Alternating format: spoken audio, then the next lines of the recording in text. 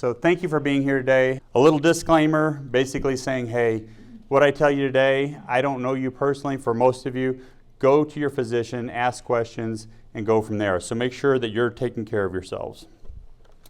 The hormone industry is a big industry. When we look at it, $18 billion a year go out for hormones. And a lot of times, people need hormones, and a lot of times, they could do other things to take care of themselves before they even get that far along. 11 million people, counting men and women, are on testosterone. And probably only maybe 10% actually need testosterone. They could actually have it taken care of in different ways. The GLP-1s, if you don't know what those are, these are the new weight loss fad that everybody's doing. They were invented to help take down diabetes, take down sugar levels. They actually curb your appetite, but they also stop your digestion from working. When you're on them a long time, you tend to start having malnutrition. You have other issues that come up. And now, 1 out of 8 individuals are on it. I think it's probably, if you look at the individuals in the movie industry, it's probably 10 out of 10 people. And that's a 580% increase from just years ago. So basically, everybody's jumping on this bandwagon.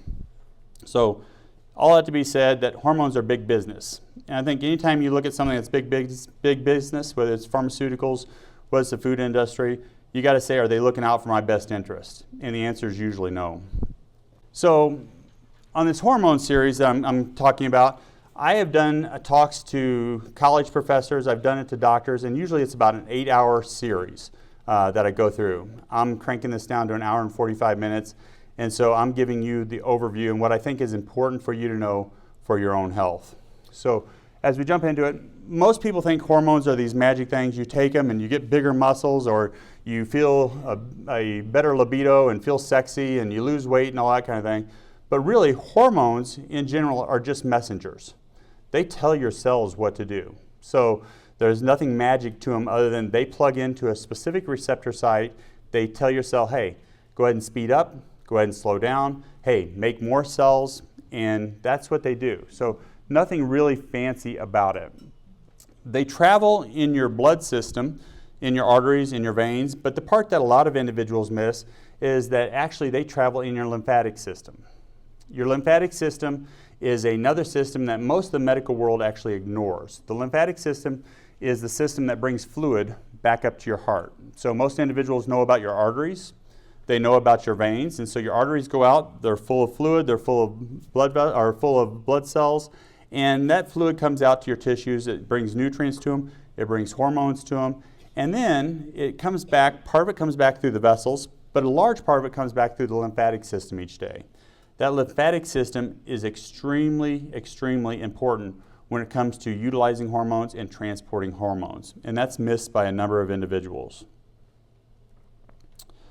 So when we talk about hormones, there's really a system of hormones. Most individuals think, well, hey, it's the glands, it's the thyroid, it's the testes, it's the ovaries that are producing hormones, but they have hormones that tell hormones what to do. And in this case, we have in our brain, we have a special computer, I call it the AI of our brain, that controls all of our autonomic nervous system. So everything that you don't have to think about, whether that's your heart beating, whether that's producing hormones, whether it's your eyes blinking, that all is controlled by your hypothalamus. Your hypothalamus is kind of a place in your brain where nerves attach to your hormone system. So it is your overall regulatory system, controls your temperatures and that. The hypothalamus puts out hormones, and it usually puts out hormones that are called releasing hormones. So if there is a problem neurologically, if you're under stress, if you're under anxiety, if you're depressed, the hypothalamus senses that, and it changes all of your hormones in your body. The hypothalamus is kind of like the CEO. He's sitting in his office. He has all the computer screens up there. He can see what's going on in the factory. He can see what's going on around, but he's not directly down on the floor. Your pituitary is the next step. It lays right down below the hypothalamus, and the pituitary is kind of your master hormone creator. It comes in and it gets messages from the CEO, your hypothalamus, and it sends out signals to all of your other hormones, all of your other glands, telling it what to do. So telling your thyroid what to do, telling your pancreas what to do, telling your testes, your ovaries, everything what to do. It's kind of the plant manager, if you look at it that way. So the hypothalamus produces releasing hormones, your pituitary releases stimulating hormones. If either one of those are off, all of your hormones are off. Both of those are extremely sensitive to the environment you're around. So whether you're under stress, whether you're in the dark all the time, whether you are eating poor food, whether you're exposed to herbicides, pesticides, that kind of thing, the hypothalamus and the pituitary are very sensitive to that. The next gland that is really big on the hierarchy is your thyroid. Your thyroid is the master gland for your metabolism. It sits in your throat. It's an H-shaped gland, kind of looks like a spongy material in there. And if you're healthy, it's kind of the same consistency all over. As you become unhealthy, you tend to get nodules in it. It becomes, parts of it become hard, parts of it are soft. It becomes what they call heterogeneous at that point. The next gland in the hierarchy is the adrenal glands. The adrenal glands sit right on top of the kidneys. Their real job is to basically help you in times of stress. Their job is whenever you see a tiger coming at you or the other tribe is attacking you, to basically give you energy to get through the next 15, 20 minutes. Unfortunately, in modern society, we're using it to get through our day. So it's very significant in how we see our reality nowadays. The adrenal glands produce cortisol. One of the interesting things about this is most individuals think, hey, I want my cortisol as high as possible. And so you have a lot of individuals that are out there taking all kinds of supplements, taking medications to boost up their adrenals and their cortisol levels. Most individuals, not all, most actually have just the opposite situation. Their cortisol levels are extremely high. If you're wondering why you can't sleep at nighttime, usually it's a cortisol issue. As you wake up in the morning time, cortisol levels should be at their highest. And as you go throughout the day, they drop and they go down, down, down, down, down, until all of a sudden it's time to go to sleep. It's actually your cue to sleep is when your cortisol levels get low. As you sleep, cortisol levels come up and it tells you to get up in the morning time. The interesting thing with cortisol, cortisol sends out signals too that tells your immune system to do just the opposite. When cortisol levels are high, your immune system's at its lowest. And so when you wake up in the morning time, you may not even know you're sick because your body's not fighting anything at that moment. As you get on through your day and your cortisol levels drop, your immune system goes up, and all of a sudden you're like, wow, I feel sick this evening. I wonder why I always get sick at 5 o'clock. It's usually because that's when your immune system is at its highest, as you get ready to go to bed.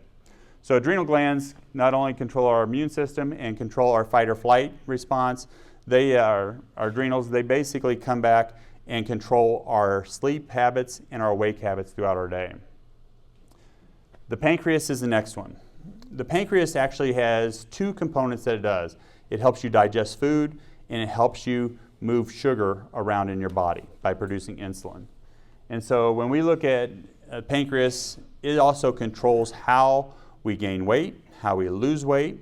It also controls how we utilize energy in our body and how we store energy in our body. And then the ovaries and testes. Out of all of these, the one that you can go and take out and not have to replace would be the ovaries and testes. They produce the sex hormones. Their main job is to help us reproduce. So if you have a problem with your hypothalamus, you're going to have a hard time regulating all of your body functions. Most likely, it's a situation where you're going to pass away. You're not going to make it. The pituitary, we can come in and we can give you stimulating hormones to make everything else work. The thyroid, we can give you thyroid hormones. The adrenals, we can give you some adrenals, we can give you steroids to help out with that. The pancreas, we can give you insulin. And so when we get to it, the ovaries and testes are to help us reproduce, and we feel better too when we have those hormones. But they're not critical. So I think this is a place that's kind of interesting. Some people are going to go, oh my gosh, what do? I'm on a statin drug, I have problems. But hormones are made from cholesterol. You have to have cholesterol to make hormones. And nowadays, I think it's 50% of people that are over 50 are on a statin medication. So we're intentionally lowering your cholesterol. And I've done whole talks on cholesterol. There are people that need to be on statin drugs. If you come and see me and we're looking at it, there are people I say, yeah, you have to stay on this statin drug because your arteries are clogging up, you have inflammation, you're going down a pathway that you need it. There are a lot of people out there that are not having their cholesterol levels measured adequately. Typically, you need a 9 to 11 hour fast to measure this, and most people are waiting 15, 16 hours, going to their doctor, seeing their cholesterol, and then all of a sudden they walk out with a statin drug. If they were doing it correctly, they would probably find out that cholesterol levels were closer to normal. Cholesterol is the building block for every single hormone, even vitamin D. So as soon as you start taking cholesterol down to a level usually below 160, you're going to start to see a major decline in all body functions from there. So that's a significant number. Up until about 6 years ago, the American Heart Association and the Mayo Clinic had on their website, if you're below 160 on your cholesterol, you're in a state of decline and dying. Since then, I know the Mayo Clinic took it all the way off. The American Heart Association has changed it, and they basically say there is no lower limit to what you take your cholesterol down to. But if you look and see the fine print on there, it says for people who've had stroke or major heart attack. But they make it look like they're telling everybody to take their cholesterol as low as they can. The second issue that occurs when we're talking about cholesterol and hormones is seed oils. Forever we were told, hey, get away from the saturated fats from animal byproducts and that kind of thing, and go to corn oil, canola oil, cottonseed oil. Well, the truth is, they take the place of some of these some of the bonds that we would be making with hormones. So if you're doing a lot of things in seed oils, or seed oils is a big part of your day, basically you're not able to produce hormones like you should. A lot of individuals, especially if they come in for infertility, if we take the seed oils out of their world, all of a sudden all their hormone levels change, their hormone function changes. So those are two critical points to know when you're talking about where hormones come from. They come from oils, which in this case, cholesterol. And anytime you put an oil in that interferes with that, you're going to have hormone problems. Probably seed oils are the #1 cause of infertility right now in the United States. So now we have cholesterol, and cholesterol then becomes pregnenolone. Pregnenolone is kind of the precursor for every hormone in your body. Interesting thing about pregnenolone, it is made inside your cells. Inside your cell, every cell in your body, you have at least one mitochondria. Some of them have hundreds of them. Mitochondria, most individuals know them as the powerhouse of your cell. It's where it makes ATP, it makes all of the energy for your body. But that mitochondria also makes pregnenolone. So if you're having a problem with mitochondria or you're disrupting mitochondrial function, you're going to have a hormone problem. That's why in our office we run some tests, a lot of times nutritional tests. It's called a FMV nutritional test. It'll tell us basically what's going on with your mitochondria. And there's a direct correlation between poor mitochondrial function and hormones being produced or even functioning correctly. So a lot of individuals will go in and they're saying, hey, I need to rev up my hormones, I need more testosterone, I need more estrogen, I need more progesterone. And the truth is, they just need to get rid of the oxidation in their cells. They need to cut back on the junk they're eating, the toxins they're putting in their body, and hormones will tend to regulate. So I'll come back to that more in a little bit. Pregnenolone, the most common thing that's ever talked about with pregnenolone is called pregnenolone steal. And pregnenolone steal is a term used whenever you're under stress. So that pregnenolone goes to make all of your cortisol, to make all of your stress hormones so that you can run from the tiger. It also makes all your sex hormones. So now we can see if you're under a lot of stress, you're going to basically produce all the cortisol, but you're not going to produce estrogen, you're not going to produce testosterone, you're not going to produce progesterone. So that's very significant. So it's probably been 2 decades or 3 decades ago, they just decided, okay, if you're under a lot of stress, let's come in and give you pregnenolone. And basically that will help you for a short time period, but it actually just gives you more hormones to make more stress because you're putting it in the cortisol wise. You also drop your immune system when that happens, and whenever you drop your immune system, now you have more mitochondrial issues, and now you're lacking even more pregnenolone than what you were in the past. So pregnenolone is very important. Pregnenolone is the mother of all hormones. It's the base that makes the rest of them, and cellular health is the component that makes a big difference with this. When we talk about doing nutritional testing, these are just a few of the things we're looking at. These are essential in making hormones. Vitamin D, I think in this area, I've seen more people with extremely low vitamin D than anywhere I've ever practiced, anywhere I've ever reviewed blood work for. We have a lot of sunlight in this area, but we're covered up all the time. The wind's blowing, we are out of the wind, we're out of the sun, and so we are not producing vitamin D. In fact when you go east of Kansas on blood work, most places show that vitamin D should be 50 to 100. They would say that's normal. Whenever you look at blood work brought in from this area, it actually says 30 and above is normal. And the reason is they do a bell curve of everybody that comes into the hospital, everybody has their blood drawn, they do a bell curve of 92%. 92% of people that fall under this should be called normal. That's what they said. So they're giving you a normal for sick individuals is what they're really doing whenever they give you your blood work.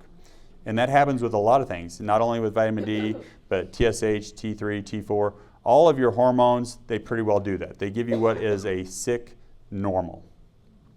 Our sick normal for vitamin D out here is 30 and above. It should be 50 and above.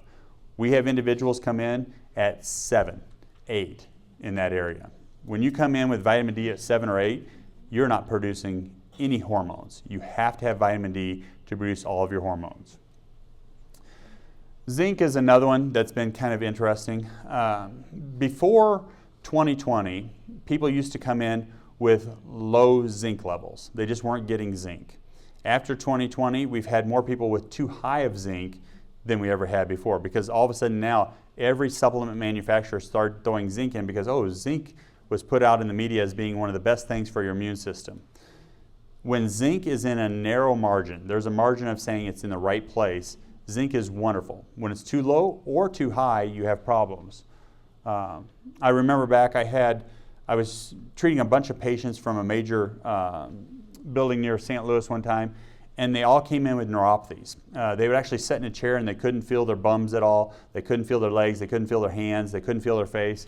And I was trying to figure out what was going on, and finally one lady one day pulled out a whole bunch of zinc lozenges and set them on the desk, and they had the company name on it. And I said, "Where'd you get those from?" She goes, "We have candy dishes laying all over the company." And she says, "We're encouraged to take as many as we can to keep us from getting sick." And so we measured the zinc levels, and they were off the chart. And all of a sudden, we went back and correlated everybody in that building that was having all these neuropathies and things is because their zinc was too high. So 50 micrograms of zinc a day is about the max of where you want to be. It's important. Selenium has been a very interesting one in this area. Towards the East Coast and actually towards the West Coast, the soils, the water has more selenium in it than we have here in this area. So individuals are not getting selenium like they should. Again, selenium, you want the right level. You don't want to go too high, too low, because you'll have problems either way. But we tend to have thyroid problems here because of a lack of selenium, and we start creating some antibodies and things. Selenium is important. Magnesium is probably the most important out of all of them. Magnesium does actually over 500 jobs. I try to make sure that when I'm doing things, I find that I can cite it and I have the backup to prove everything I say. And it was just easy to find one that said 300. But most things out there say that magnesium does over 500 jobs in your body. Most of the magnesium on the market is magnesium citrate or magnesium oxide. It's usually an industrial waste product that you can't digest. It usually makes you poop more, is what it does. So if you're getting a magnesium from the store and you're having loose stools, it's because you're getting a cheap one and it's running right through you. A magnesium glycinate, a magnesium malate, a magnesium threonate are really the ones you want to look for. Without magnesium, that mitochondria, that little powerhouse inside your cell, cannot make pregnenolone, the mother of all your hormones. So we have cholesterol, makes pregnenolone inside these cells. Without magnesium, you can't make it. So if you don't have magnesium, you're not making hormones. If you're under a lot of stress and you're always in that fight or flight, you're always worried about what's happening here, what's happening there, you use a ton of magnesium to try to calm yourself down. Therefore, the ATP inside those cells doesn't have it, and you can't produce hormones. So again, when you're under stress, you can't produce hormones. Magnesium helps that out. B vitamins. So B vitamins, there's a cascade of them, about 17 of them total. Some of the main players in this is folate. and also B12. B12 is known as cobalamin. These have to be working correctly so that you can make hormones. A lot of individuals now have a B vitamin deficiency, mainly because of the food we're eating doesn't allow us to digest or to absorb B vitamins. That's why a lot of things are fortified with B vitamins now, because they know that you can't absorb them well in those foods. If you are on a proton pump inhibitor, if you have acid reflux and you're taking omeprazole, pantoprazole, any of these things to cut down your stomach acid, you're unable to absorb B vitamins like you should. So when you can't absorb B vitamins, you're now going to have a problem producing hormones. So you can start to see this cascade of, hey, if I don't have these things, I'm not producing them anyway. Iodine. Iodine's interesting, kind of just the opposite of selenium here. We must have a pretty decent source of iodine in our soils here, because I don't think we've had a single patient here that has had an iodine deficiency. And if anything, we've had individuals who are cranking up their iodine have just the opposite. When we talk about thyroid, a lot of times the medical world will measure what's called a TSH. A TSH is thyroid stimulating hormone. It's produced by the pituitary gland. Remember, it's your second in command. It's like your factory manager. It tells your thyroid to produce more. That's the only thing most medical world will measure, and that's because insurance companies usually dictate that you can only have anything else done ever so often. It's worth spending your own money having the testing done to figure out what's going on in your thyroid. When we talk about that TSH, it goes to your thyroid. It tells your thyroid, hey, produce thyroid hormone. When it produces thyroid hormone, the thyroid hormone produced in the thyroid gland is called T4. T4 is a thyroglobulin, which means thyroid, with 4 iodine stuck to it. That's why it gets the name T4. So you have to have adequate iodine for that. The interesting thing is, if you start putting too much iodine in your body recognizes that you have too much iodine there. And to counteract that, it starts producing antibodies against your thyroid. So you'll go out on Facebook, you'll go out online, and they'll say, oh, you got a thyroid problem, your thyroid's low, bump up your iodine. Well, that may actually help you out for probably 3 to 6 months, and then actually you're going to find yourself having an antibody, and it doesn't matter at that point whether they're giving you thyroid, whether they're giving you iodine, you start to have problems. So we have to be careful in this area about actually putting too much iodine in our worlds, because we're getting it here. The reason that's out on Facebook, the reason that's out there is towards the East Coast, especially the Northeast, and specifically Michigan. They do not have iodine in their soils. They do not have iodine in their water, and they're depleted. And that's where most of the studies were done on thyroid, and so that's why it's the go-to for a lot of individuals, is to throw in iodine. So you got to be careful on all these being too high or too low. If these are off, you're going to have a hormone problem. A lot of times these are simple fixes. You get your vitamin D measured, and if you're down below that 50, you bump up your vitamin D a little bit, and all of a sudden you're like, wow, I feel better. My cortisol's run better, I'm handling stress better, my libido's better, I just feel better. Magnesium, most individuals are deficient in magnesium, and that's because our soils now are depleted of it. We run the same crops in the same soil. We're really good about putting in phosphorus, we're really good about putting in nitrogen, but it's very rare that a farmer will put in magnesium. Maybe if they're growing a clover and we're having problems there, but not usually on your root tubers, and that's where you're going to pick them up from. Plus, many individuals aren't eating vegetables anymore. Your B vitamins, again, has mostly to do with the poor quality foods we're eating, or also on B vitamins, there's a product out there that you're going to find everywhere, and it's called cyanocobalamin. Cyanocobalamin is B12. That's what, when you see a vitamin and you go to Walmart, you go to CVS, you go to anywhere, you're going to see certain brands out there, Nature's Made, Nature's Bounty, Spring Valley. All those have a B12 on it. It'll say B12. If you read real carefully, it's going to say cyanocobalamin. That's cyanide fastened to B12. Nowhere else would you go out and take cyanide, but they put it on it and you take it in your body. If you're lucky, you don't utilize it all. Basically, you didn't absorb it, you poop it out. If you're unlucky, you take it in and it starts to do chemical reactions in your body. And over time, you're thinking, well, I'm taking B vitamins. The doctor measures your B12 levels and says, oh man, you're high on B12. You shouldn't have a B12 problem. It's not utilized in your body. You need a methyl B12. You need a hydroxy B12. So that's important. I could talk actually the next 8 hours on that whole panel there. So this is important. When we're talking about hormone health, many individuals think that cranking hormones as high as you can is a really good thing. But when you utilize a hormone, it plugs in as a messenger. It plugs into the cell, to the receptor site. It's done its job. And it's changed in the form that it was in when it plugged in. So basically it's like a key, and it'd be like when you put the key in the door and you turn it. Well, this key would be made out of, let's say, wax. You put it in the door, you turn it, and yep, it turns the key, it does just fine, but when you pull it back out, you know you can't use it again in another lock. The same thing happens with hormones. Once they plug into a cell, once they activate the cell, that hormone is no longer functioning. The problem is, it's a goofy looking key now, and it does plug into other places in your body, places that you don't want it to plug in. It can cause other problems. So when we're talking about menopause, this is kind of what happens with menopause.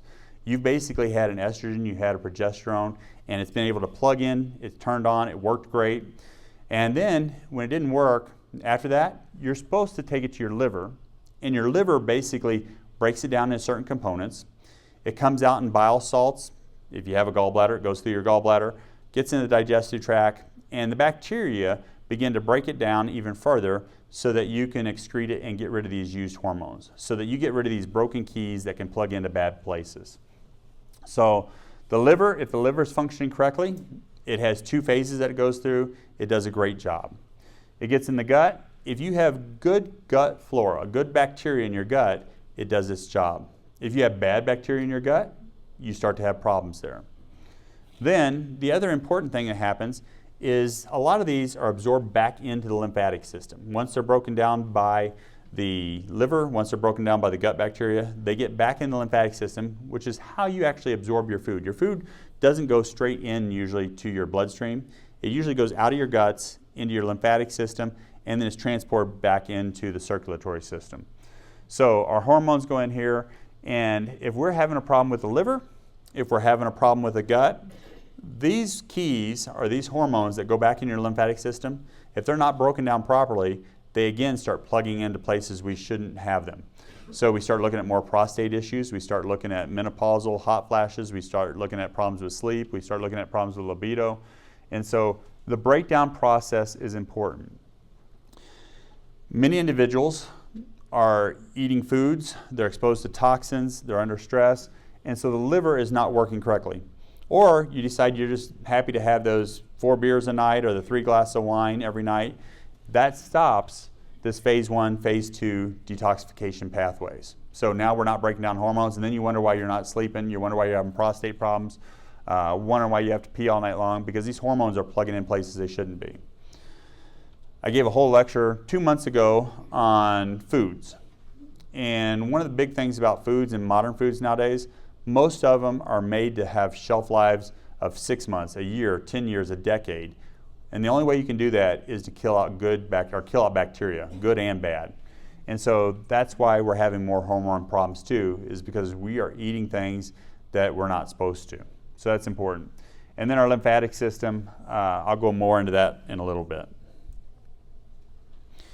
So as I was saying, when we break these down, we get rid of toxic metabolites. That's what they call these broken keys, toxic metabolites.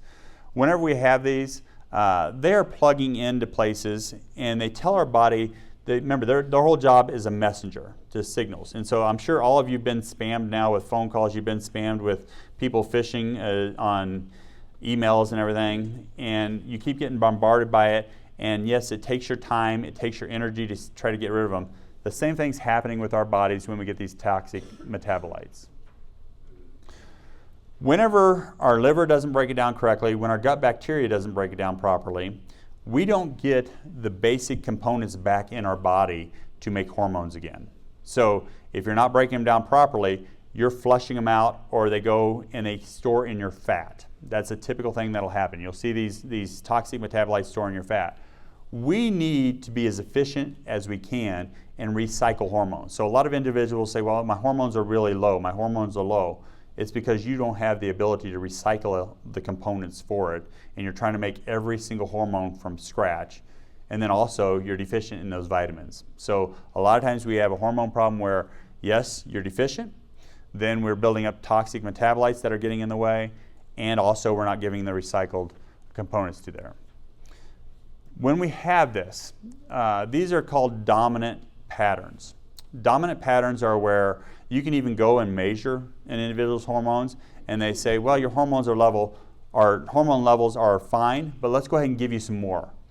And that's what happens most of the time in the medical world. They'll measure it and say, well, you're normal, but we can boost it higher.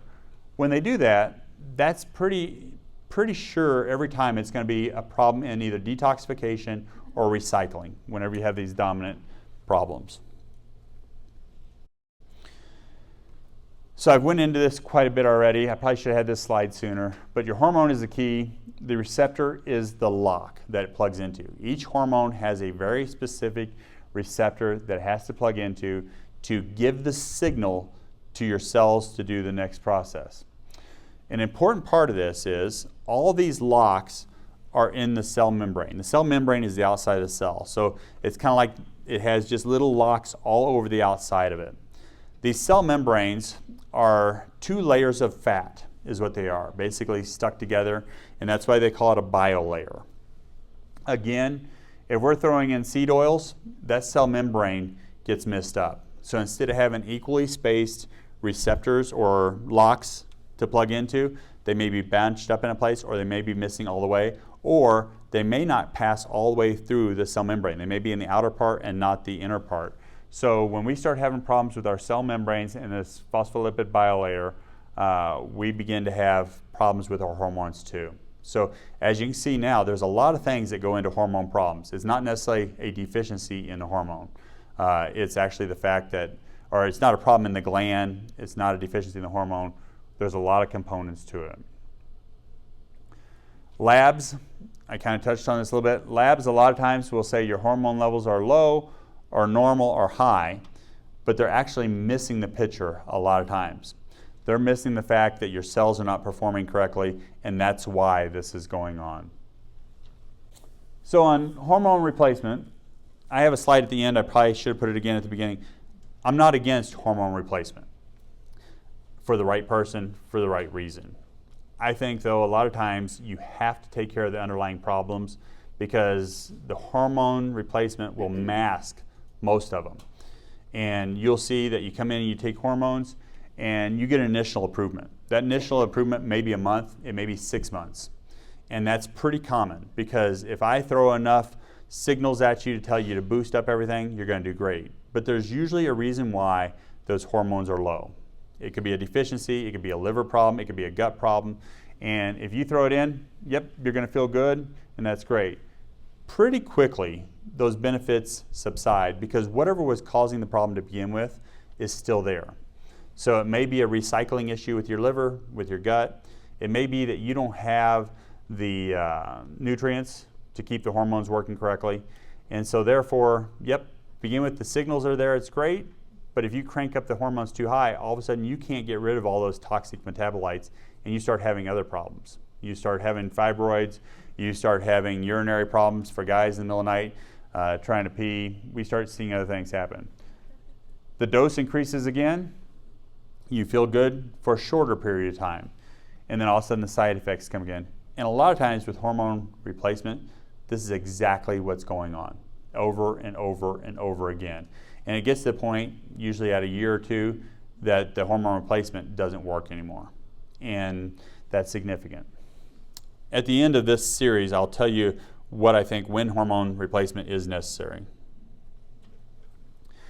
So one of the things that happens with hormone replacement, we bombard our body with too much hormone, more than our body should be used to. I'm seeing women come in with hormone levels for testosterone up over 300. They shouldn't go above 97. And you're seeing women that basically have hormone levels at a 90-year-old man, but it's still a man's hormone levels. And that's what will happen. Over time, you will get downregulated receptor sites. So all those locks on the outside of the cell, if the cell can't handle so much signal, it says we're going to close off these locks. And so what it does is it downregulates them where it no longer can plug a key into it.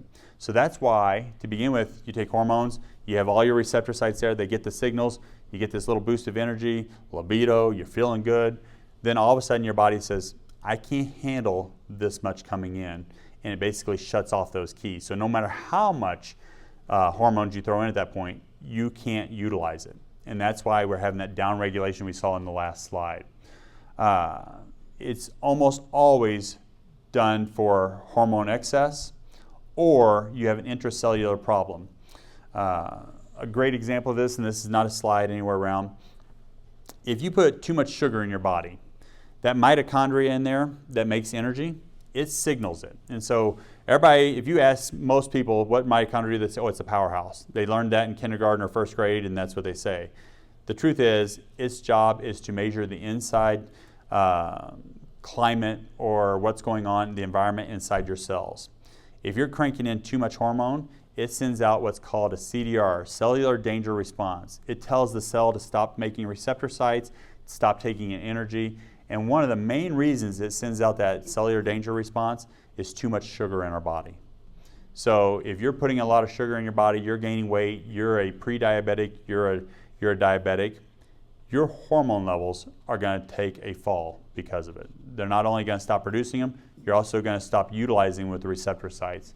So excess hormones flood the system, your body sends out this cellular danger response, it shuts down these receptor sites. So you can have normal hormones and still be having a problem because your cells can't handle it. The clearance problem, we dove into this pretty big, but this is where your body can only clear so much hormone. It can only break down so much hormone. So if you're getting hormone replacement therapy above what would be a normal level, if you're getting excess or suprahuman levels, your liver can't break it down. You're going to start having some liver problems over time. In fact, we know this with guys that are taking high-dose testosterone. A lot of times you'll come in and your liver enzymes, your ALT, your SAT, will go up. And they'll say, well, that's because you're on testosterone. Okay, but it's still not a good thing. If your liver enzymes are going up, I don't care whether you're on testosterone or not, it's not a good thing. And it's because your liver can't clear those excess hormones in there. Women don't tend to have the liver enzymes go up like men do. And the reason why, they have a little more body fat percentage, breast, hips, that kind of thing. And so what you do, you can't handle the toxin, so you actually send it to your fat. All these hormones are made of fat from cholesterol, so they're all fat soluble. They hide in the fat. So that's an issue. That makes also an interesting point. I've had patients over the years, maybe they were heavier, and maybe they were already past menopause, they got rid of the hot flash, they got rid of everything there, and all of a sudden they start to lose weight. And even with some people going on Ozempic things, they'll start to lose weight, and they start to have hot flashes, they start to have night sweats, they're having all these problems, and they hadn't had that for decades. And the reason that's happened is because all of those toxic hormones were stored in them in the fat. And so now you start to lose fat and you're like, I don't know what's going on. I'm having hot flashes, I'm having all these night sweats and everything.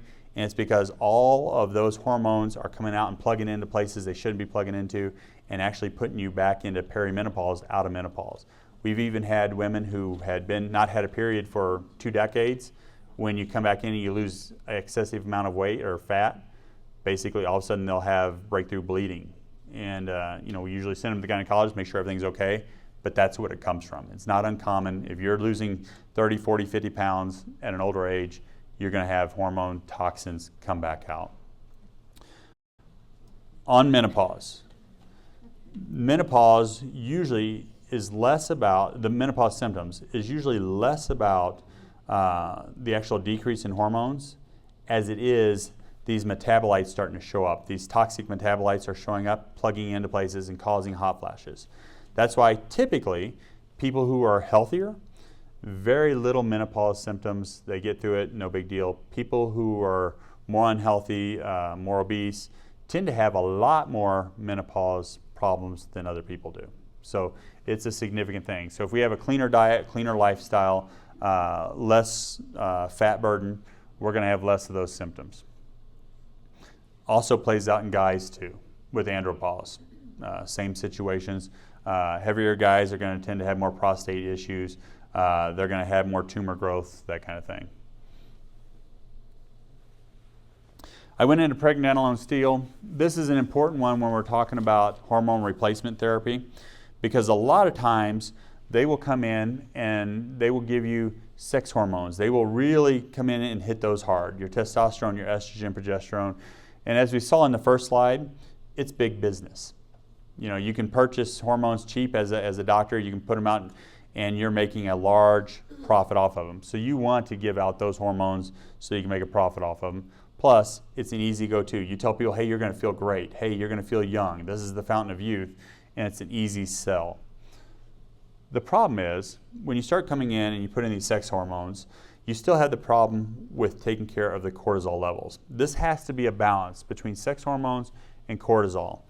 If you're still under stress, extreme stress, or perceived stress, that's probably what most of us are living in nowadays. We're not being chased by the tiger. We're not being chased by the tribes people. We are looking at Facebook and we're worried about what's going on in politics, and we're worried about everything else. Most of us are probably under perceived stress.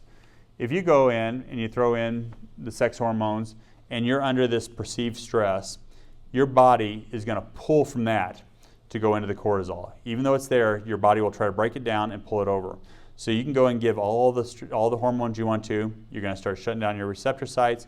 You're going to put it over here towards cortisol, and you're going to actually have more stress-related issues than what you had. So we wonder why people are having anxiety and panic attacks and things like that, especially when they're on hormone replacement therapy, is because we're driving this pregnenolone steal to come over here towards the stress response. Insulin. Touched on insulin a little bit with the pancreas. Insulin decides how we utilize our sugar, how we utilize our energy. Insulin, basically, the best way to say it, insulin comes along and grabs all your cells, opens it up, and cranks the sugar into your cell, is what insulin tries to do for you. Individuals have to have insulin. Without insulin, you die. That's why a type 1 diabetic has to have insulin. That's one of the hormone therapies that I say is necessary. You have to have it. Insulin is kind of interesting in several ways. It controls also how we utilize our sex hormone.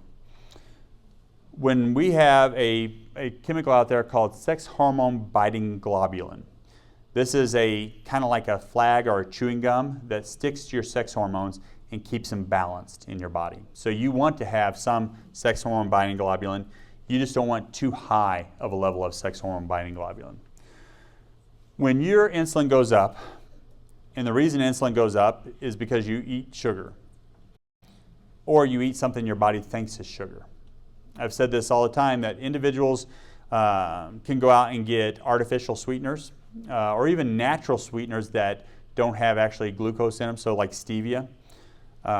They can actually trigger you to produce more insulin, which I said before, your cell is opened up by insulin and sugar is cranked into it. So the second you put something sweet on your tongue, doesn't matter whether it's sugar, not sugar, the second you put it on your tongue, your pancreas produces insulin to go ahead and start taking sugar that's floating around your body and put it away because more sugar is coming. I had a predecessor who used to sell stevia by the gallon container, and he sold a bunch of it. And all of his patients, he would say, take stevia, you can eat as much as you want to, and you won't have a problem. He retired, and about 3 or 4 years after he's gone, all of a sudden, all those patients were type 2 diabetics. And it took me a little bit to figure it out, and I thought, it doesn't matter whether you're putting in real sugar or fake sugar, your body sees it as sugar and makes more insulin. When you make more insulin, it changes all other hormones in your body by working with sex hormone binding globulin, and also it changes the mitochondria. So first, our mitochondria are overwhelmed by how much sugar is put in. So it starts sending out that cellular danger response, and it says, okay, let's shorten up or make less receptor sites for the hormones. Let's make less pregnenolone, which is your mother hormone that makes all the rest of them. And the insulin also comes back and lowers your sex hormone binding globulin. When it lowers this, you have the inability to get rid of old hormones, the ones that didn't shape like key anymore. So all those toxic metabolites really start building up in you, and it's kind of a cascade downhill. So insulin is extremely important, but when you take insulin, insulin comes back to sensing sugar. If you're putting sugar in like crazy, if you're putting sugar-like substances in like crazy, you're going to start this whole cascade here of cellular responses that take down hormone responses or even take down your hormones and also cause you toxins. So in the talk I gave back in January, I mentioned that at 1900s, the average person had 4 to 5 pounds of sugar a year. Now people are getting 150 pounds of sugar a year. That's not even counting the sugar-like substances, the stevia, the xylitol, and all those. So if you look at it that way, probably 3/4, I'm making up this number, 3/4 to 80% of our hormone problems right now are with the sugars that we're putting in our body. And so infertility, prostate issues, libido issues, hot flashes, all those things have to do with the sugar we're putting in our body and stimulating insulin.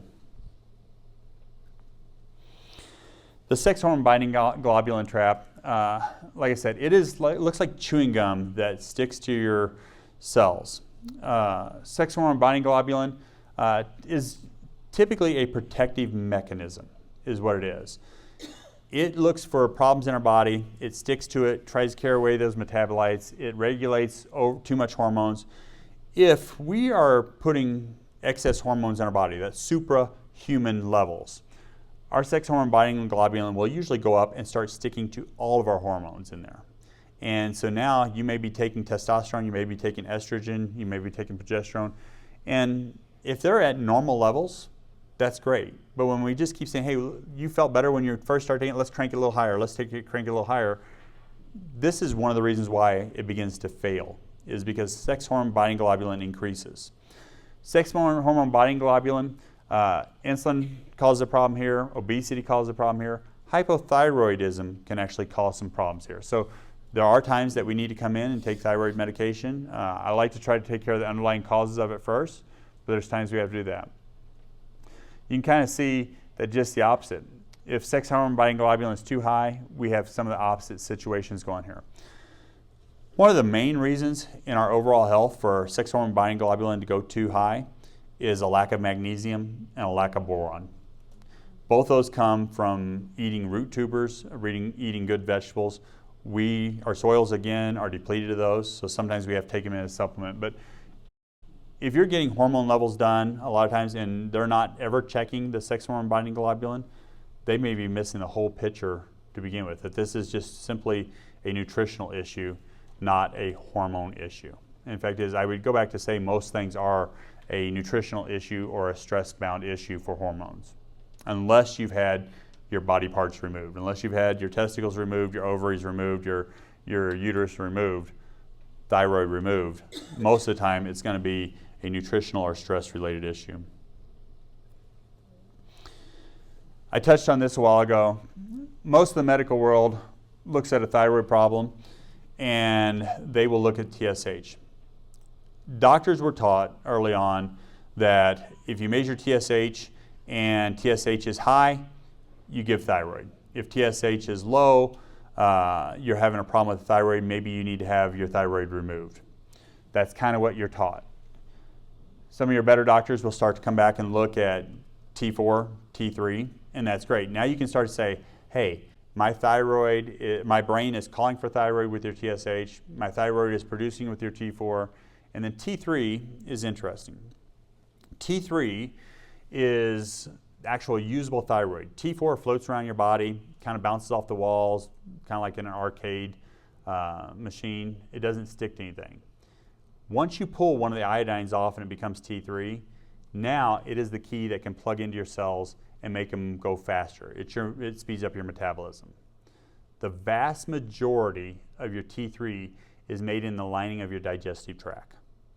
So if you're having digestive issues, if you're eating really bad food, not even really bad food, if you're eating American food, you're going to have a problem.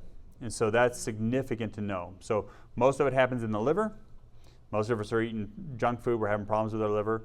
The other half happens in our gut lining and a little bit in our kidneys. Well, if you're under stress, your kidneys don't operate right. If you're putting junk food in, your gut's not working right and your liver's not working right. So those could be simply your thyroid problem right off the bat is what we have there. So the other issue we have with thyroid is when we have a gut problem, we can have what's called reverse T3. Instead of making the skeleton key where it fits in the lock correctly, it has some of the prongs on it are turned up. It won't even fit in the lock anymore. That's what reverse T3 is. Most of the time, reverse T3 is either going to be a stress issue or it's going to be a gut issue again. So that's kind of interesting there. I don't go into it in this slide at all because I've done talks on thyroid. We have in this county, in this area, we have a high incidence of thyroid antibodies. TPO antibodies, thyroglobulin antibodies, even TSH antibodies. Antibodies are basically flags that your body makes. It's an autoimmune disease that you stick on to the thyroid so your body attacks it. And part of it is I think we have a really low vitamin D level here, average, and I think that causes part of our immune problems. The other one was the selenium I mentioned before. Most of the other half of the country is low on iodine. We're actually low on selenium here, which causes a lot of our thyroid problems. Those are tests that we bring up to make sure what's going on. The thyroid antibody a lot of times also is precipitated or made worse by gluten sensitivities and dairy sensitivities. So if we have somebody come in and they have really, let's say a normal TSH, normal T4, low T3, and they have thyroid antibodies, the next thing we do is run a food sensitivity test on them, and we'll find out what that food sensitivity is that's making that problem. You take out the food and all of a sudden the antibodies drop and the thyroid starts functioning properly. Sometimes on those individuals, they're the ones that have been on thyroid replacement for decades and never did feel better. Like, I'm taking it, but I don't know that made any difference. That's a thyroid antibody situation. And it used to be a situation that happened in older women, 65 on up. Now this is happening in teenagers. And so it's significant. We're having more food sensitivities than what we had. And I covered that in the first talk of this year, but that's also in the Eat to Restore book that I wrote. I was asked, I didn't want to cover this in this, but I was actually asked by multiple people, are you going to cover GLP-1s? Are you going to cover peptides? And the truth is, when we look at GLP-1s, what they do, and there's the list of the names there, Ozempic, Mounjaro, Wegovy, you got me. Wegovy, thank you. I do make mistakes.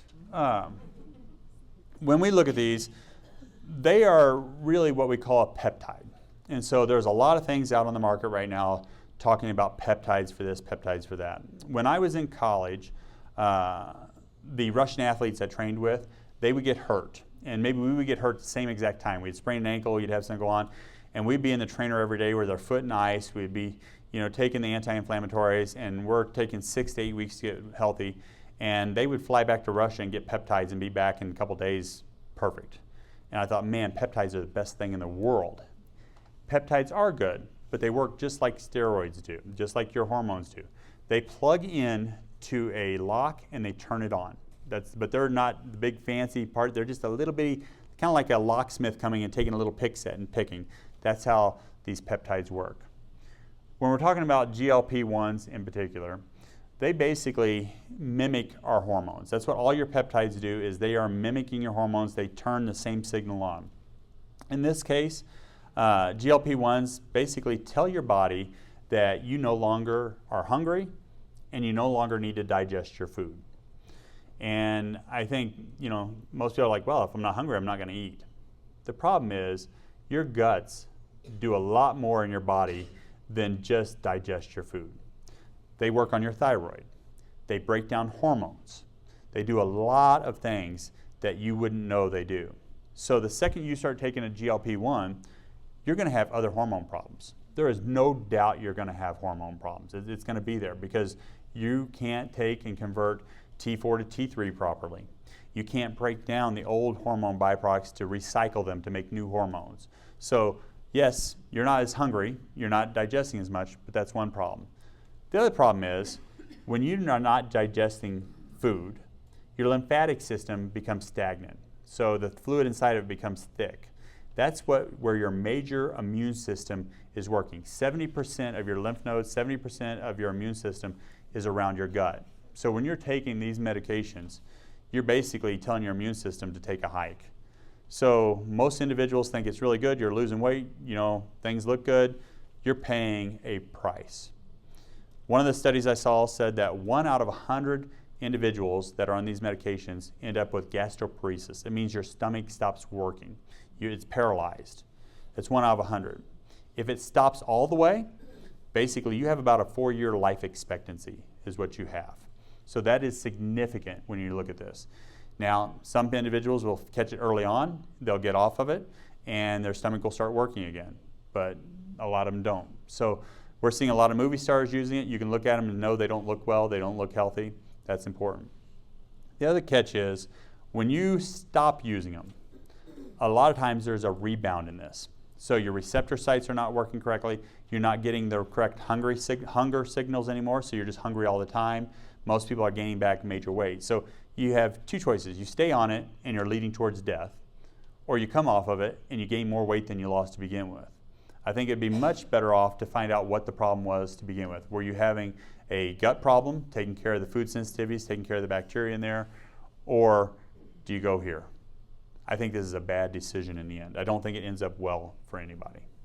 I think it was a good financial thing for the pharmaceutical companies because everybody's vain, and I can tell you a story. I have a acquaintance, a friend, who basically was going in to have some skin care work done, and on the phone call they said, oh, by the way, do you want to take GLP-1s? We have them available for you. This person did not want GLP-1s, doesn't need them. And in the end, the people were trying to sell, without sight unseen, even seeing the person, was trying to sell them GLP-1s because they knew, hey, if they're coming in for skin issues, they're probably worried about the way they look, so let's sell it to them. They're basically taking a person who's vulnerable already and dumping it on them and going to have all these health problems in the future. She was smart. She said no. So a lot of individuals now are saying, well, I'm going to stop my hormones. I'm going to stop this, I'm going to stop that. When you come in to see me, I go through each case individually. Just like I said with the statin drugs, the cholesterol medications, there are individuals who need them. You've already went past the point to where any kind of functional medicine, any kind of change in diet is not going to be enough to change the tide.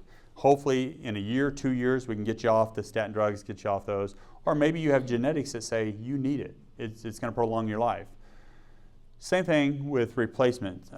When we look at it, if you've had your 6 organs removed, if you've had your thyroid removed, if you're having pancreatic issues, you need hormones. You got to have it.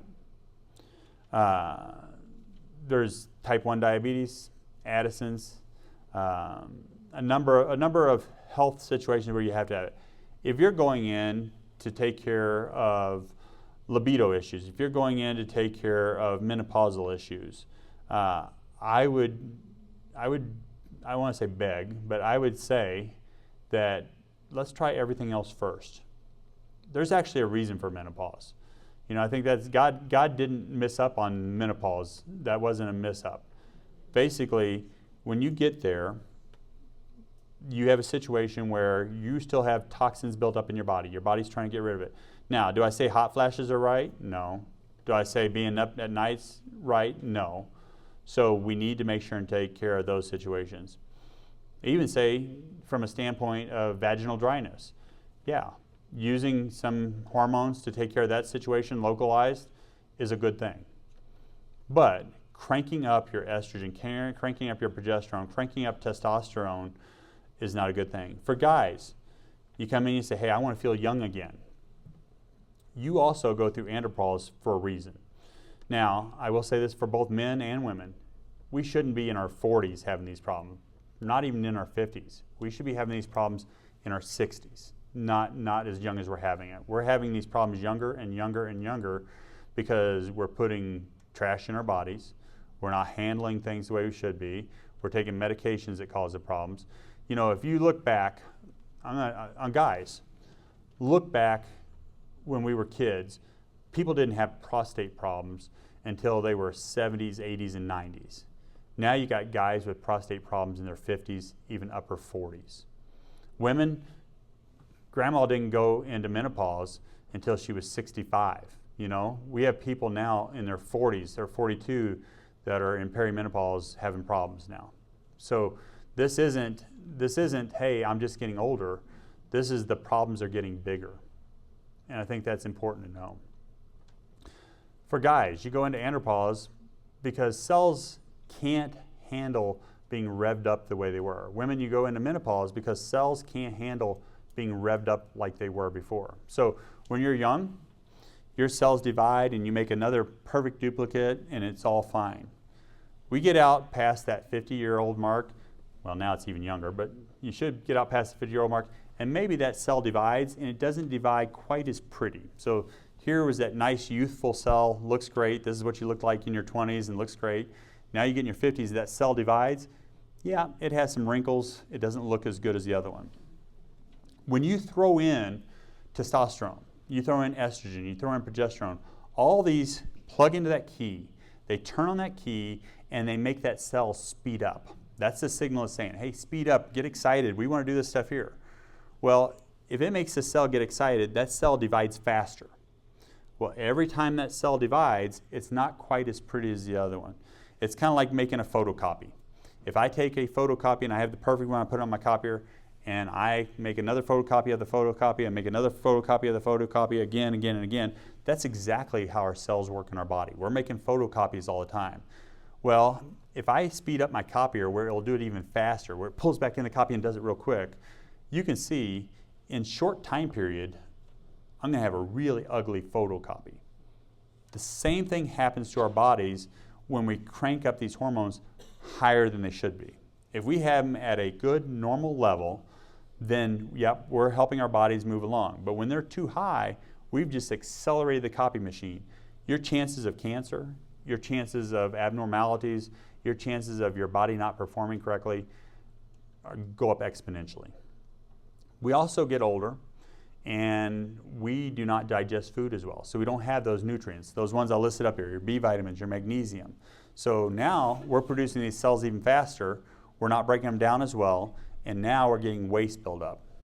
So you'll have an individual who starts taking these hormones, they feel real good, they're feeling young, they're spit up energy and everything, and real quickly you'll see them age. And I think probably you see this in the gym a lot. You'll see a guy come in who's taking fairly high steroids, and he's looking good. Hey, the old man's looking good there, and all of a sudden he ages almost overnight. And it's because he's got to the point that he can't keep up with the deterioration of the cell quality and the deterioration of the cell itself. So I think it's important to know hormone replacement does have its place. I think you have to know that you have to come in and treat everything you can up to that point, and then you don't want to go high on the hormones.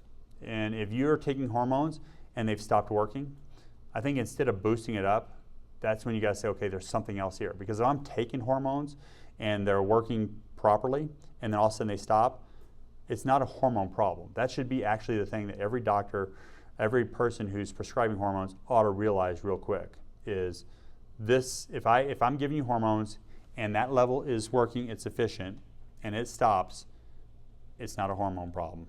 It's one of these other situations that's going on. I think that's significant. This is something I've been working on for the last, well, you could say decade, but I've really pushed forward in the last year, is most all of our health problems now come from a dysfunction of what we call MILA, mitochondria, immune, lymphatic axis. So those three parts of your body work in tandem to keep us healthy.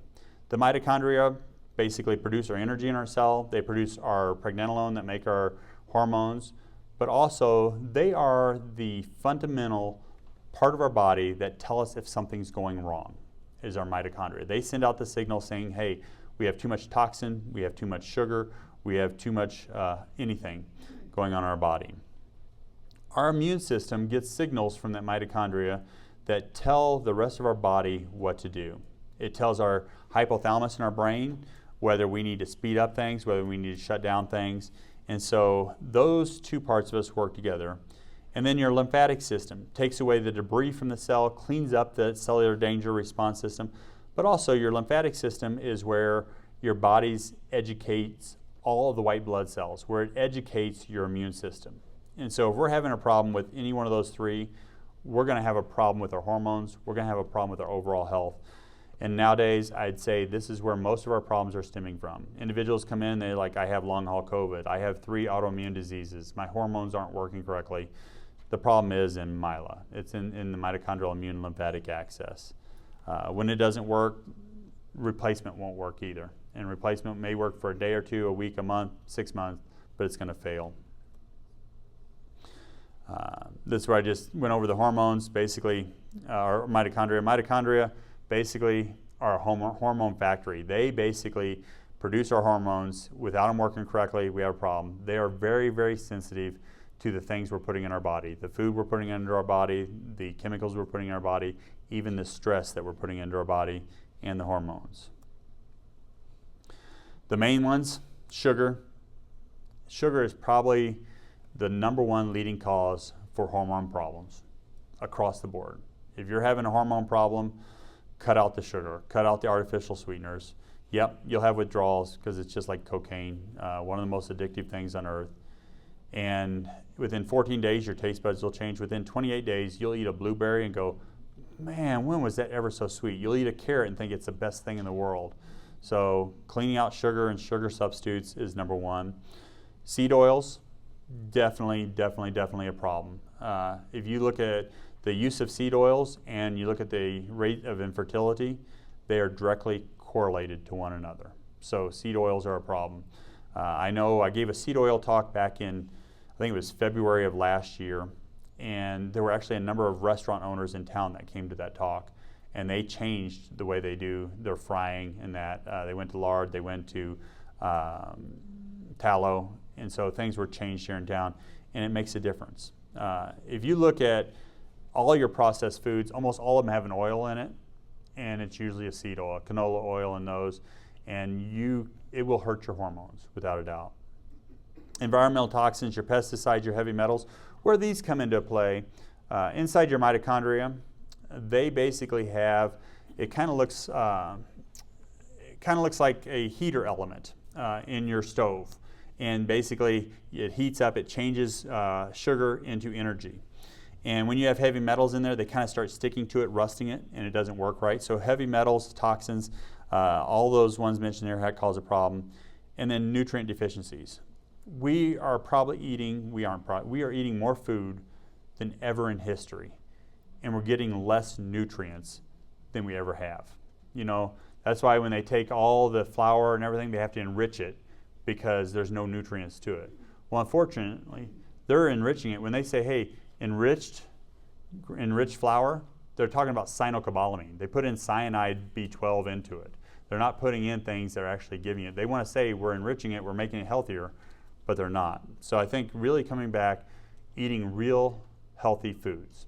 That's what the book Eat to Restore is about, is what should you be eating, why are other foods causing problems, and how do you get healthy? And so you have to look at those nutrient deficiencies. I ran an FMV test for myself for Christmas. My wife asked me what I wanted. I said, hey, I want this testing so I can see what's going on with all my nutrients in my body. And it came back, everything was really good until I got to omega-3s. And omega-3s control your immune system. They actually help you keep from having cancer. They keep from having autoimmune diseases. My omega-3s were tanked out, all the way down to 0. And it was kind of interesting because I used to eat a ton of fish, and I got out here to Wyoming several years ago, and I just didn't think the fish tasted as fresh and good, so I stopped eating. And that was my deficiency. And there were a lot of things going on. And my hair was turning grayer, I was getting older, and it was accelerating. And I thought that was kind of interesting. I found that nutrient deficiency, and at least I've stopped the aging process. Hopefully I get a little younger. Went pretty in depth to the seed oils, but I want to hit it pretty hard. When I talked about my nutrient deficiency, mine was omega-3s. So omega-6s are your seed oils. We weren't meant to eat seed oils. Seed oils were actually made by Procter & Gamble, and what they were is they had a whole bunch of cottonseed left over, and cottonseed was toxic.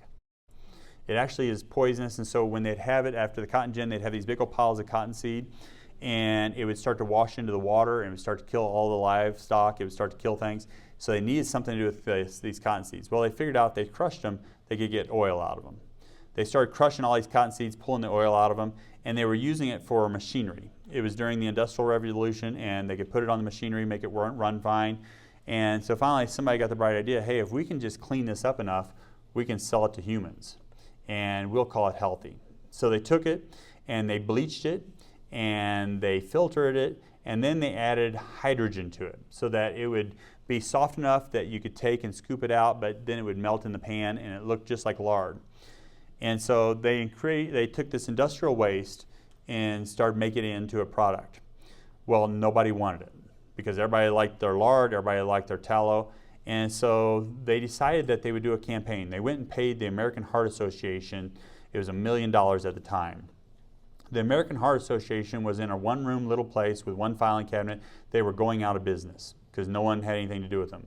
Procter & Gamble came in and says, if you will promote our Crisco oil as being heart healthy, we will come in and we'll give you $1 million. The American Heart Association blew up and became the entity it is today, and they're still being paid by companies to promote them. So kind of interesting. We fast forward, Ansel Keys was the one who did all the fat studies.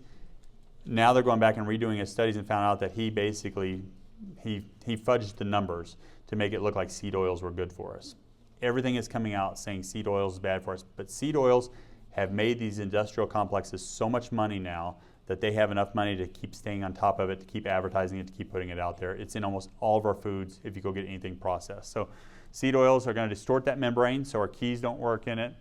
Our receptor sites then don't work.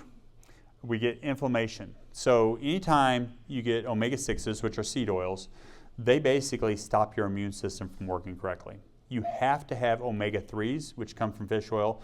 You can also get them from some plants and from other seeds, but I do a lot of genetic reviews, and actually more than half the people can't take omega-3s out of plant tissue and make it into omega-3s that you can use. So you do have to have that cold water fish or get an omega.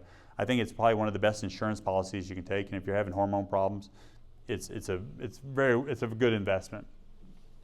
That omega-6 to omega-3 ratio, back before seed oils came out, individuals had an omega-6 to omega-3 ratio of 2 to 1 or 4 to 1. That's where we were. Now the average person is actually above 20 to 1 because of all the seed oils we're getting. We are destroying our cells at that point. So you have to watch the seed oils in there. Seed oils also cause insulin resistance. The insulin has a harder time opening up the cell when the cell membrane's all gummed up. That cell membrane is supposed to be made out of cholesterol. It's supposed to be made out of normal fats. As soon as you start plugging in the seed oils into it, it becomes sticky. Cells don't work right, and so then we become insulin resistant, and then we have a whole bunch more hormone problems. The immune system, our immune system is pretty incredible. I mean, it's not even pretty incredible, it's incredible. The fact that we can heal things, the fact that we can come in and see bad guys and good guys and take care of it, it's quite phenomenal. Our immune system with chronic inflammations from the foods we're putting in, the stress we're putting in and things, begins to misfire. There is part of the breakdown of our hormones is called aromatase. Aromatase basically breaks down testosterone into estrogen. It also breaks down some components of estrogen too. So when aromatase is not working correctly in us, basically we don't break down all of those byproducts. That's a big chunk of where we get, for women, hot flashes, for guys, why we get prostate issues, is because aromatase doesn't work correctly. When our immune system isn't working correctly, we have problems here. Our immune system nowadays is fighting off so many things that it thinks are the enemy that it can't make aromatase correctly, and we have this. So basically cleaning up our lives, cleaning up our worlds makes a big difference. Our immune system basically works through pregnenolone also to help us balance out our sex hormones and our stress hormones. When our body thinks it's under attack, it changes the way our stress levels are, and it changes the way our immune system works. And so therefore we don't make sex hormones because pregnenolone is going over towards cortisol. Our immune system also controls our thyroid. I talked about the thyroid antibodies, but also we are unable to block the inflammation in our guts that make us make T4 into T3, so that's significant. And then we end up with autoimmune dysregulation. Just recently, probably in the last 2 weeks, I was reading on antibodies against ovaries. It was something in the past that they hadn't detected before. They actually went looking for them, didn't find them. And now they're finding more antibodies or more autoimmune problems against ovaries than in the past. So a lot of young women who are now having problems with ovulating or having PCOS, they're finding out that they do have these antibodies and they're attacking their own ovaries at this point. Again, cleaning up the system and getting rid of the inflammation takes down that attack. Hidden effects, again, that reverse T3, that's where we block our thyroid from working correctly. The fake estrogens. Fake estrogens are a big deal and probably another reason for women in lingering menopause, sleep issues and that. When we talk about fake estrogens, a lot of these are coming from soy-based products. We also have estrogens that we're giving cattle. You know, cows weren't meant to produce milk all year long and all their life. Now we're giving them peptides to plug in to make them produce milk all the time. They're coming out in the milk, we're getting them ourselves, so even guys are becoming more estrogenic. When you look at pictures of guys on the beach in the 1950s, 60s, and now you look at guys on the beach, yeah, there's a lot of man boobage going on. So that's a real thing. So we have to watch where we're getting these pesticides, herbicides, plant materials we're putting in our body. It's a problem. The lymphatic system, I've ran that horse into the ground. The glymphatic system. The glymphatic system is important. The glymphatic system is actually the lymphatic system for your brain. The glymphatic system, basically, when you fall asleep at nighttime and you've been asleep for about 2 hours, your cells begin to shrink up in your brain. And during that process, there's a couple things that happen. The first thing that happens is you put your memories from that day into storage. So if you're thinking, boy, I got brain fog, I'm having problems, it's going to be a glymphatic problem usually.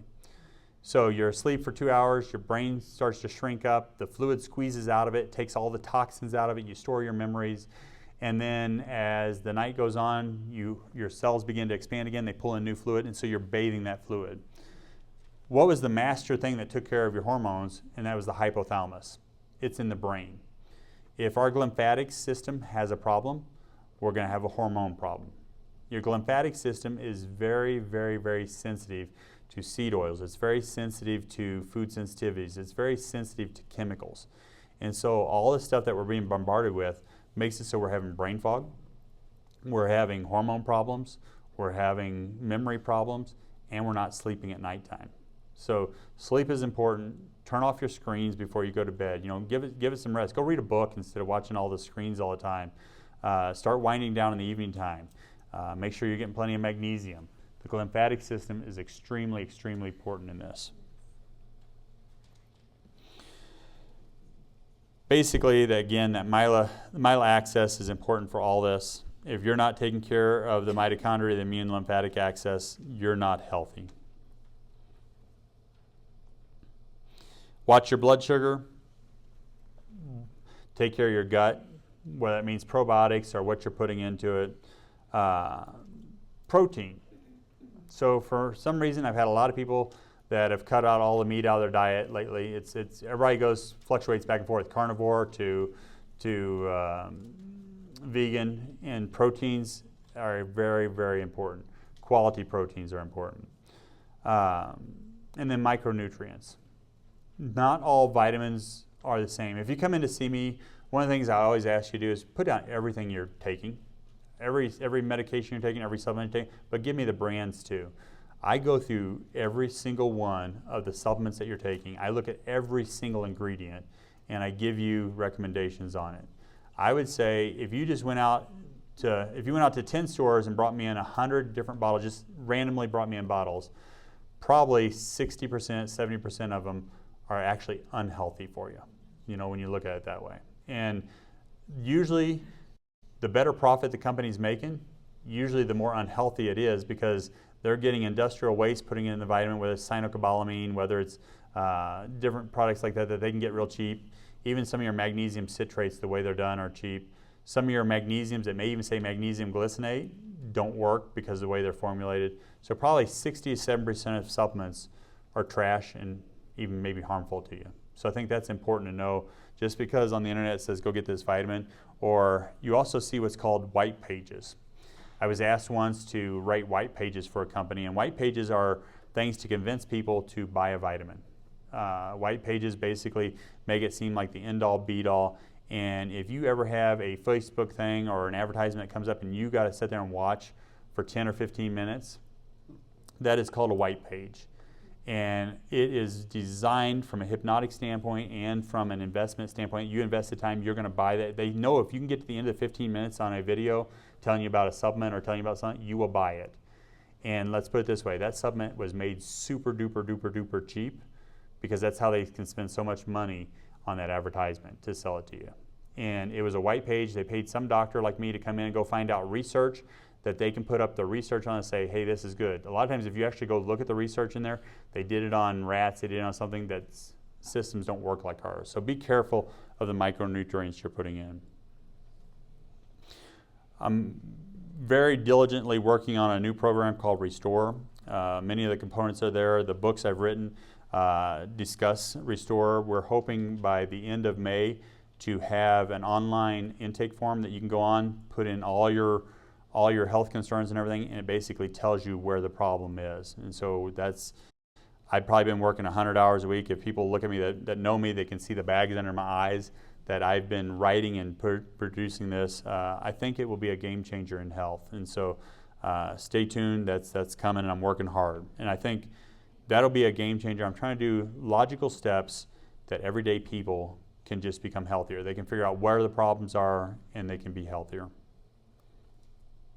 So on that program, number one is you got to reveal where the problems are for people. If you're listening to my talk today and you're not eating healthy, you're overstressed, that's an important thing. We do certain testing at our office to try to figure out where the problems are, whether it's a food sensitivity test, whether it's a nutrition test.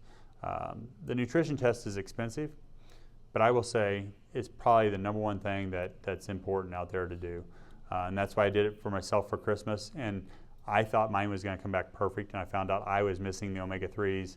And if I would have kept my levels where they were, my chances of cancer probably in the next 10 years were probably 10 to 20 times higher than what it would be, either cancer or an autoimmune disease. And so you kind of figure out things and how you can live longer. The next phase is after you kind of figure out what's going on in your body, and this is one that anybody could start out first with, stop putting the junk in your body. Go and eat real food. And people always say, well, it's too hard. I'm going to tell you the easiest thing to do is for each meal, pick out a protein. So a piece of meat, pick out a vegetable, and pick out a complex carb. So nothing that's grain, like where you crushed it down, you made it into flour. Go get real things, root tubers. Go get oatmeal, brown rice, quinoa. Go get your beans, get your potatoes, your beets, all those things. Start putting in just a simple meal. It'll change your world. Start opening up the lymphatic system. Get moving, get walking. So many people are sitting all day long. And even myself, I've been sitting too long, writing and reading and everything. I got to get moving more. Support all these things and you'll do a lot better. The toxic 9, this is what each Restore book is really about. It tells you why these are toxic. And again, if I threw this out in front of you without saying the last statement, people say, what the heck am I going to eat? Go get a meat, go get a vegetable, go get a complex carb. But in that book, it tells you why these are a problem. Most people, if I go to tell you to do something, I think that's one of the things as patients when you come in, I try my best to tell you why to do something. Because most individuals, if somebody just tells you to do something and it doesn't fit in your mold or you don't know why, you're going to go back and do it. On these toxic 9, sugar, I've kind of told you about that today. In the wheat, that's in the book, and I've also told many people, wheat is not what it was when we were kids. It shouldn't even be called the same species. Even the chromosomes in it went from, 14 to 42. It's not the same species, and actually it was lobbied for the government to allow them to keep it called the same species. If it was a dog and we changed the number of chromosomes, or human, we changed the chromosomes, we'd call us an ape. We wouldn't call us a human. We've changed wheat that way. Corn, we've actually made our corn toxic, where corn now has what's called a Bt toxin in it. We took a little piece of bacteria, put it inside the piece of the DNA, put it inside the corn, so it actually kills bacteria so we can store it longer. It kills our gut bacteria, which then makes it where we can't process hormones correctly anymore. It goes one step further. That Bt toxin, once it gets into our gut, turns into what's called a cry protein, a CY protein. Cry protein goes to our mitochondria and keeps our mitochondria from producing pregnenolone. So if you're eating corn, you're going to have a hormone problem. Maybe it's not huge, but it's there. Soy, we talked about the fake estrogens. We talked about the fake estrogens, and soy is one of the leading things of fake estrogens. Dairy, almost all your dairy now is alpha casein 1, which also causes estrogen problems. Peanuts now are full of aflatoxins. Seed oils, I've told you about. Alcohol is a very interesting one. Alcohol, for history, was meant as a celebratory thing. And I didn't have a drink until I was 42, and then I had kids, and then I had a drink, and then another one, and another one. But alcohol is actually considered a class 1 carcinogen. Our bodies actually don't break it down right. It goes into our liver as aldehyde. Aldehyde has to be broken down into fat. That's why we get fatty liver. When you're drinking too much alcohol, you're going to have a hormone problem. It's no doubt about it. So, make it a celebratory thing, not an everyday thing. I think just looking at the world, if you look at the alcohol sales since 2020, it skyrocketed, and it's stayed there. So I think everybody thought, hey, the end of the world's coming, let's go celebrate. And then it got to be, hey, that evening glass of wine and then that evening bottle of wine, or that one beer turned into 5 or 6 beers and then a 6-pack. And so we got to watch it. The chemical additives. So when I said about going to that meat, the vegetable, the complex carb, it was really more about getting rid of all the things that are added to our food, not just the seed oils, but most additives to our food do 2 things. They either kill bacteria, kill fungus, they're basically an antiseptic, or they're an enhancer to change the taste so that we'll eat more of it. It turns off that signal. It kind of works like just the opposite of GLP-1s and the Ozempics. They're actually made to make you hungry and to eat more. So there's no benefit to us health-wise for those chemical additives. We need to clean them up, get them out of our body, eat real food. Most people say, I'm too busy. I'm busy. I understand. I'm literally working day and night on the things I'm working on right now. I make my food on Sunday afternoon. My breakfast is fresh every morning because it takes me like 5 minutes. I can have my breakfast made and eaten in 8 minutes. Probably should slow down, but I can do it. Lunch is made fresh on Sunday afternoon. I take and do my complex carb, my meat, my veggie. I throw it in the microwave for 3.5 minutes, and I eat it. My supper, half of it is made. I make my carbs ahead of time because they're what takes a long time.